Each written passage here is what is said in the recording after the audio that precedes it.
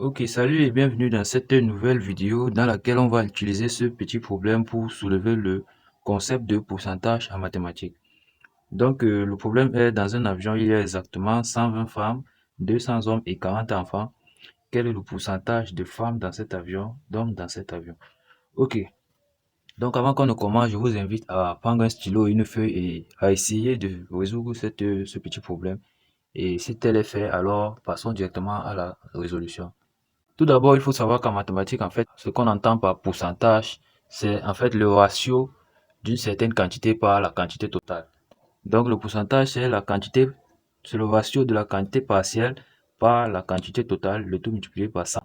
On multiplie par 100 parce que on parle bien de pourcentage. On pourrait s'en arrêter là, mais on multiplie par 100. Dans notre exercice, donc, on nous a dit qu'on avait tout simplement 120 femmes. Je vais noter 120 F. 200 hommes, 200 H et 40 enfants. Donc, la première des choses, c'est de déterminer quelle est la quantité totale de personnes, si l'on peut appeler ça ainsi, quantité, ou alors quel est le nombre total de personnes présentes dans cet avion. Donc, pour ce faire, on n'a qu'à additionner le nombre de femmes au nombre d'hommes et au nombre d'enfants. Tout simplement, on va additionner ces trois nombres. Donc, 120 plus 200 plus 40, ça fait 360. Donc, on a exactement 360 personnes à l'intérieur de cet avion. Et maintenant, on peut donc déterminer les différents pourcentages.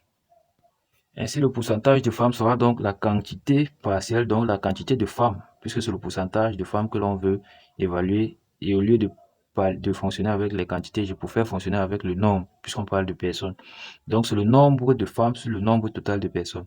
Et il y a 120 femmes, donc pourcentage de femmes est tout simplement égal à nombre de femmes, c'est-à-dire 120 sur le nombre total de personnes, 360 personnes, et le tout multiplié par ça. De même, pourcentage d'hommes, comme on nous a demandé le pourcentage de femmes et de hommes, pourcentage d'hommes, tout simplement égal à 200 nombre d'hommes sur 360 nombre total de personnes multiplié par ça.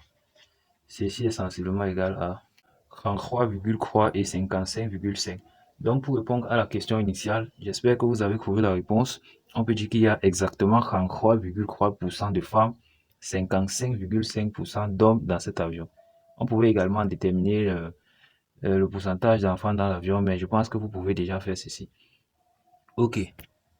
Je pense que vous avez compris ce que l'on vient de faire. Le plus important ici, c'est de retenir cette formule qui nous dit que le pourcentage, c'est la quantité partielle par la quantité totale fois 100.